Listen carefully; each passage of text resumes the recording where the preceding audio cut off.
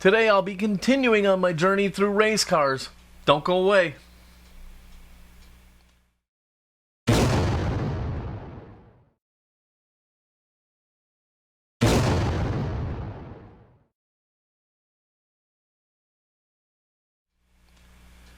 Hello everybody and welcome to Fat Guy Productions. I am Paul, coming to you as always from beautiful Las Vegas, Nevada. And today I am going to continue on my journey through race cars with another car from the Grand Prix series, the Hotwheels Indy Eagle.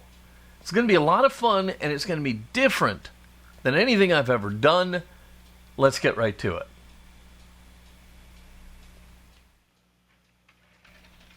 In 1969, as a part of the Grand Prix series, Mattel released the Indy Eagle. The car came with a decal sheet featuring a unique number, number 48. This number was sported by Jochen Rindt at Indy in 1967.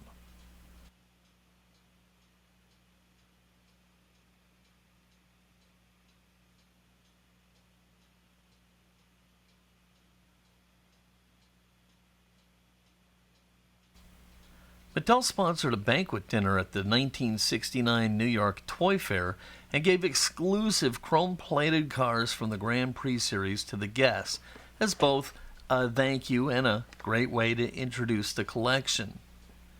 Today I'm going to be trying to reproduce one of these dinner cars with this Indy Eagle.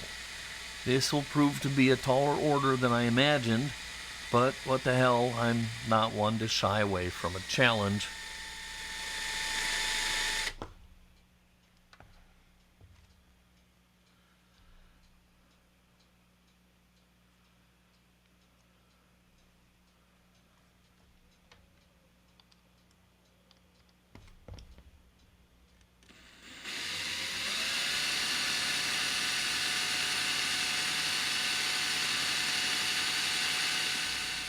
Of course, I start by taking the car apart, and I am horrified to find the smallest posts I have ever seen.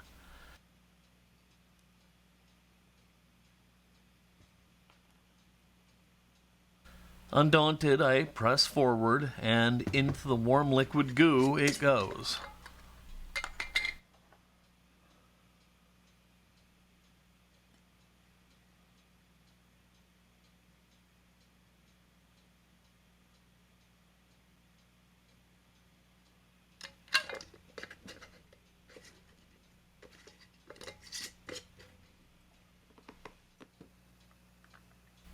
After a couple days in the goo, I pull the car and it is now as clean as a whistle.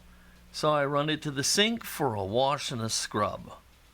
Now I can get a good look at the body and see what I'm up against.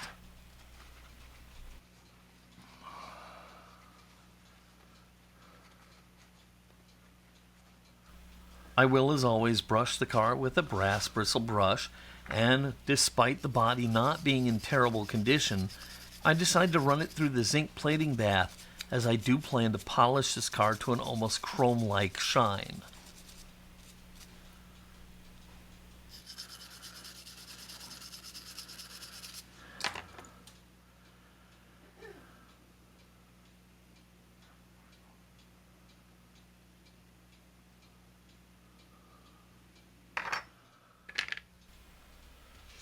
The base had some paint on it, and I didn't want to drop it into the stripper, so I brushed it on and then would wash it off later.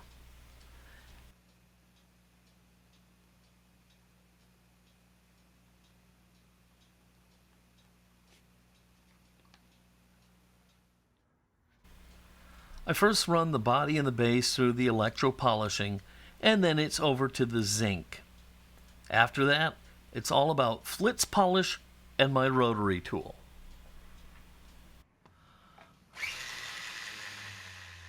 Flitz, polish, buff, flitz, polish, buff, flitz, polish, buff, over and over and over again. The goal here is to get this to shine like chrome.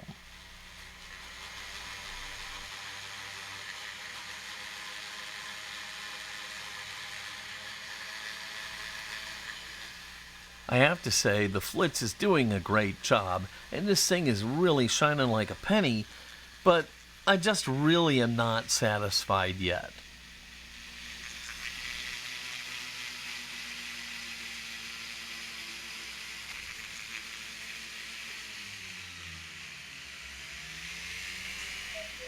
I'm still not getting where I want to be with the polishing, so I turn to a little bit of light sanding to kind of smooth out some of the rough edges, and then I'll go back to more flits and polishing and buffing and rubbing and all that good fun stuff.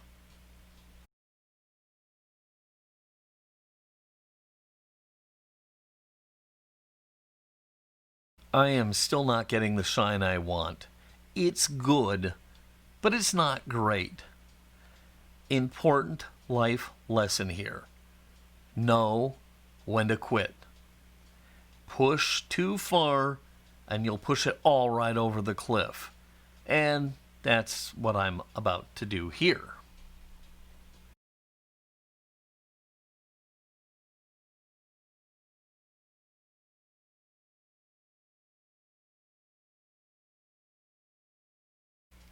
Crucial mistake here.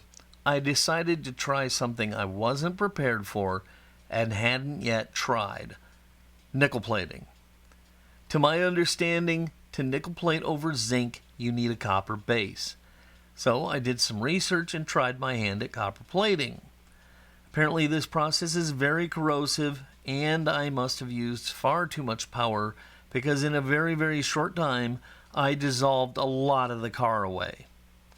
With the body totally ruined, it went into the circular file and I dropped back and punted.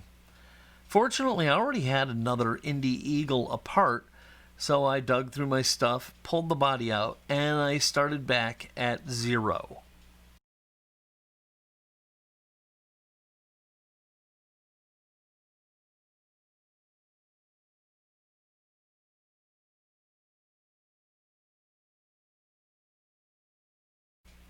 I went back to sanding, polishing, and buffing, more flits, more buffing, more sanding, more polishing.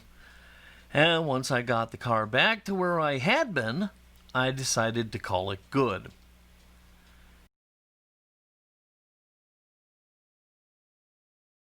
To seal the car, as it wasn't going to get any paint, I coated the entire thing with Renaissance wax. Renaissance wax is a crystalline wax used by museums to protect jewelry and the like. I'll put a link for it down below.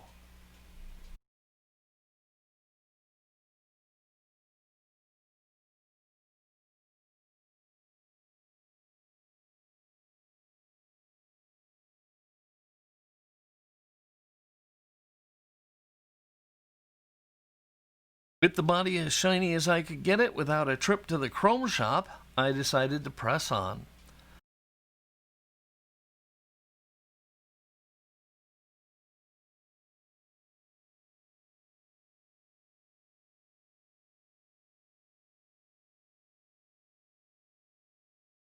I didn't have a new windshield, so I took the best of what I had and I started to sand the rough and chipped top edge.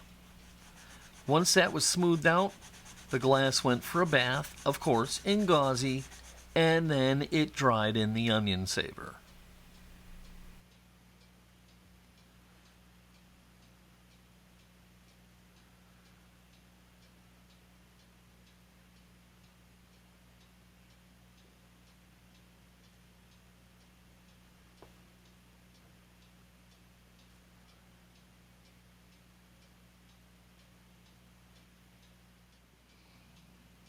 Picked out a new set of reproduction red lines from Bright Vision.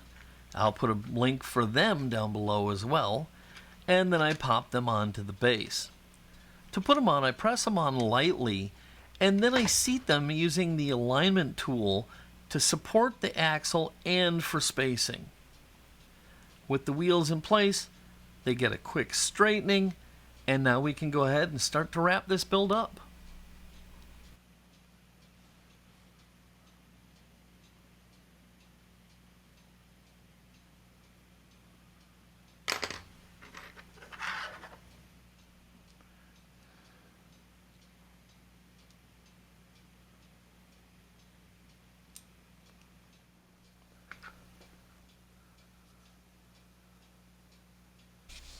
I put the glass on the cleaned interior and I drop it into the body. The motor was freshened up with Molotov chrome and then it was dropped back in.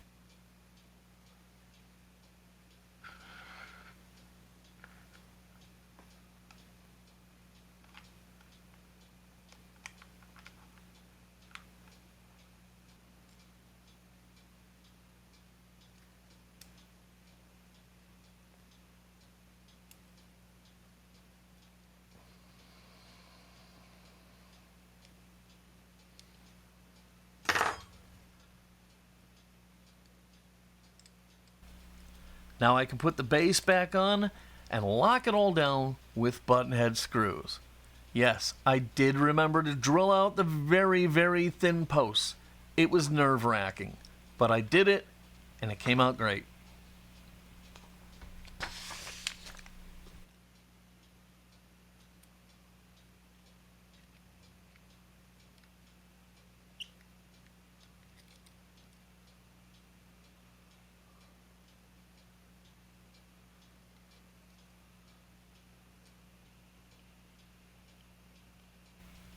After getting the car back together, I noticed that the motor was very, very wiggly. So I opened the car back up and I set the motor in place with a little drop of thick CA glue. And that solved my problem. I could now go ahead and put the car back together again.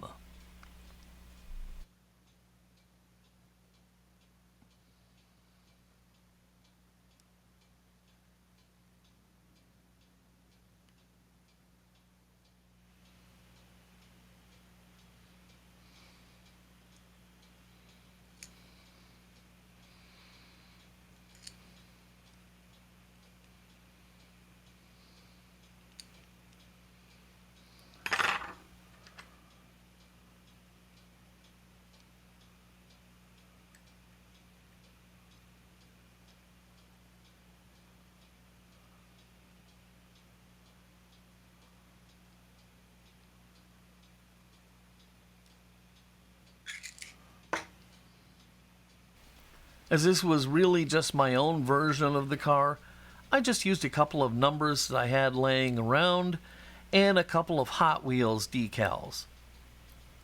Put those onto the body, and it looks like we're just about done. In the end, I think it came out great. It's a very unique build for my collection, and I hope you enjoyed it as much as I enjoyed bringing it to you. So, with no further ado, here is my chromed out Indy Eagle.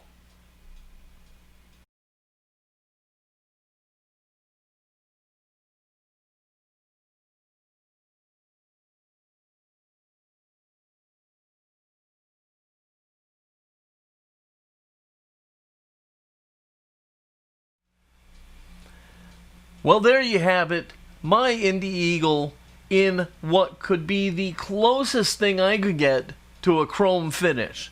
Now, I know there's a lot of things I could have done.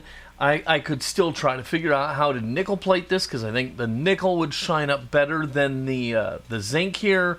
I could take it to a chrome shop and have them plate it. So there's things that could be done, but considering how everything went and the car itself, I'm really happy with the way it came out, and I hope you like it. If you did, please give this a thumbs up, click subscribe, click the bell, and you'll be notified anytime I release a new video.